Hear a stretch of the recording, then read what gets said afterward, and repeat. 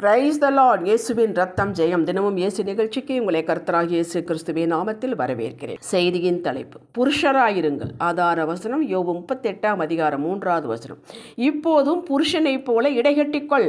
நான் உன்னை கேட்பேன், நீ எனக்கு மறு உத்தரவு சொல்லு. கிறிஸ்துவுக்குள் அன்பானவர்களே, யோபுவின் 3 நண்பர்கள் அவனை உண்டு இல்லை என்றாக்கிவிட்டார்கள். அவனே எல்லாவற்றையும் இழந்து நொந்து போய் நூலாயிருக்கிறான். காரணமே தெரியவில்லை, ஏன் இவைகள் இப்படி ஒரே நாளில் எனக்கு சம்பவித்தன என்று அதிர்ந்து போயிருக்கிறான். அப்படிப்பட்ட சமயத்தில் அவனுக்கு தைரியம் கூறி பலப்படுத்துவதற்கு பதிலாக அவனை கேள்வி மேல் கேள்வி கேட்டு வியாக்கியானம் கொடுத்து, இது ஆண்டவரின் நியாய தீர்ப்பு, நீயோ உன் பிள்ளைகளோ தவறு செய்திருப்பீர்கள் என்று இவர்களே நியாயத்தில் கொண்டு வந்து நிறுத்தினார்கள். அன்று யோபுவுக்கு நடந்ததுதான் இன்றும் நமக்கு நடந்து கொண்டிருக்கிறது. சில வியாதியோ துக்கமோ இழப்போ நஷ்டமோ நடந்துவிட்டால் உடனே தவறு செய்திருப்பார்கள், இது கர்த்தரின் கோபம் என்று ஆளாளுக்கு நியாய தீர்ப்பு செய்ய இறங்கிவிடுகிறார்கள். அன்று யோபு என்ன தவறு செய்தான்? தேவனால் நற்சாட்சி பெற்றவனாயிற்றே. கொஞ்சம் பலம் இருந்தால் கூட அதையெல்லாம் ஒன்றுமில்லையாக்கி மறைமுகமாக பேசி அவர்களை தரை மட்டும் ஆக்காமல் விடுவதில்லை மக்கள். இன்றும் நடந்து கொண்டுதான் இருக்கிறது. அதுவும் ஆண்டவரின் பிள்ளைகள் மத்தியில் நடந்து கொண்டிருப்பது தான் வேதனை, ஆச்சரியம். மனிதர்கள் அன்றும் இன்றும் மாறவில்லை. ஆனால் கர்த்தரோ மாறாமல் இருக்கின்றவர்களை பற்றியோ அல்லது மாற்றம் அடைந்தவர்களை பற்றியோ கவலைப்படாமல் நம்மை மட்டுமே நோக்கி பார்த்து பேசுகிறார். உலகத்தை மாற்றுவது நம்முடைய வேலை அல்ல, அதை சார்ந்ததும் அல்ல நம்முடைய வாழ்வு.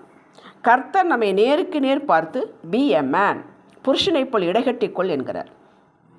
எழுந்திரு, தைரியமாகிரு. அவர்கள் சொல்வதை நம்பாதே, பிசாசு சொல்வதையும் நம்பாதே. சூழ்நிலையை பார்த்து நீ நடப்பேயானால் நீ நீரில் மூழ்கி விடுவாய்.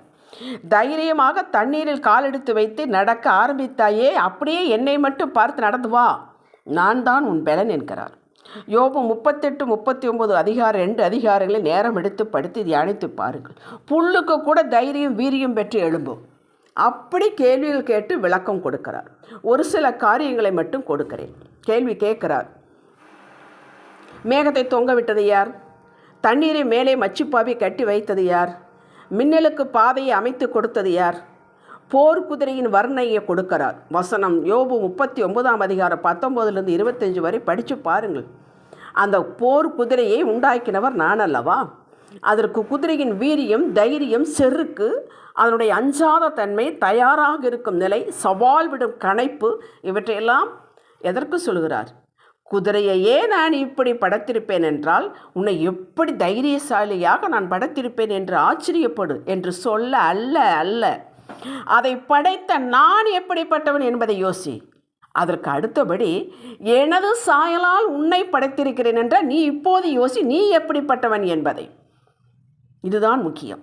சூழ்நிலைகள் சாதகமாகலாம், பாதகமாகலாம். ஆனால் நீயோ என்னை போல மாறாதனாக உன் நிலையில் நில். எத்தனை புயல் வந்து மோதினாலும் காற்று அடித்தால் உன்னை அசைக்க முடியாது.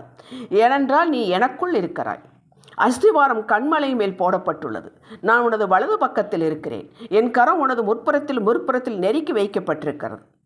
இளந்தவைகளைப் போல இரட்டத்தனையாய் கொடுக்க என்னால் கொடுக்க முடியும் என்று யோபுவின் 42 அதிகாரத்தை பார். உனக்கும் ஒரு 42 அதிகாரம் உண்டு. புருஷனைப் போல இடைகட்டிக்கொள், கோழையாக இராதே. 1000 நியாயம் சொல்லுகிற உலகம் உன்னை காப்பாற்றாது. ஒரு பலத்த காற்று நான் அனுப்பினால் அவர்கள் இருந்த இடம் தெரியாமல் போய்விடுவார்கள். சகலமும் என் கைக்குள் இருக்கிறது. மனிதர்கள் பார்ப்பதைப் போல் நான் உன்னை பார்ப்பதில்லை.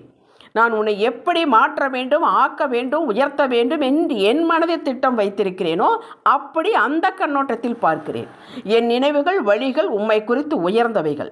நான் பார்க்கும் வண்ணம் நீ உன்னை பார் என்கிறார். நியாயாதிபதிகள் 6:12 பயந்து கொண்டிருந்த கிதியோனை பார்த்து பராக்கிரமசாலியே என்று அழைத்தார்.